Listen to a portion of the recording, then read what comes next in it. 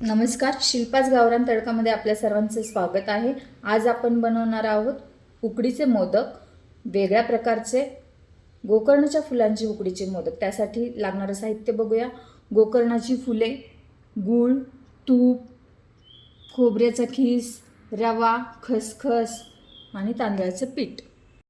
आता आपण पाणीमध्ये कढई घेऊयात आणि त्यामध्ये आपण गोकर्णाची फुलं स्वच्छ धुवून टाकून घेऊया आणि ह्याला चांगलं उकळी येऊन देऊया। फुलांचा कलर आता सगळा उतरलेला आहे, त्यामुळे आता आपण त्यातली जी पाकळ्या ज्या आहेत त्या काढून घेणार आहोत।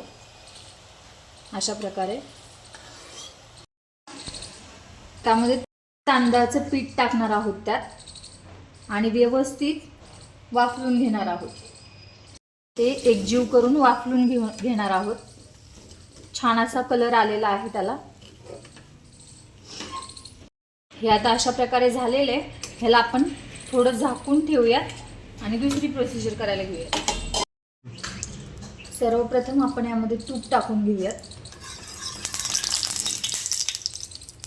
त्यामध्ये आपला रवा टाकून घेऊयात थोडा,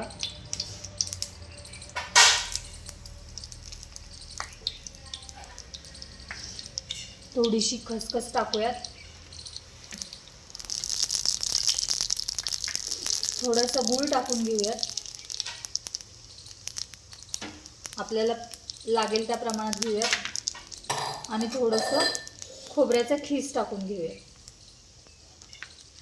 अशा प्रकारे आपल्याला हा गोळा मळून घ्यायचा आहे आणि याचे बारीक बारीक गोळी करून उकडीचे मोदकासारखं करायचे। आता आपण त्याचं पारी बनवूयात।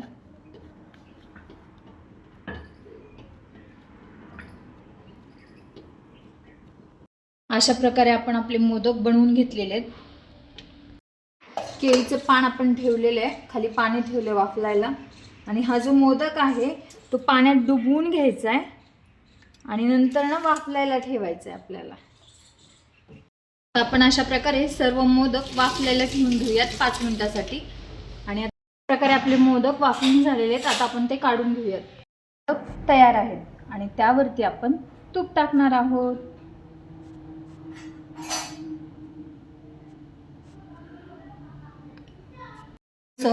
तूप टाकून आपले मोदक खाण्यासाठी घेऊया। अशा प्रकारे छान मोदक तयार झाले आणि आता आपण खाऊन बघूयात। सुंदरसा मोदक तयार झालेला आहे, आता आपण खाऊन घेऊयात। एक नंबर टेस्ट झालेली आहे। तुम्ही पण बनवा आणि कमेंट करून नक्की सांगा। Like, share, comment and subscribe.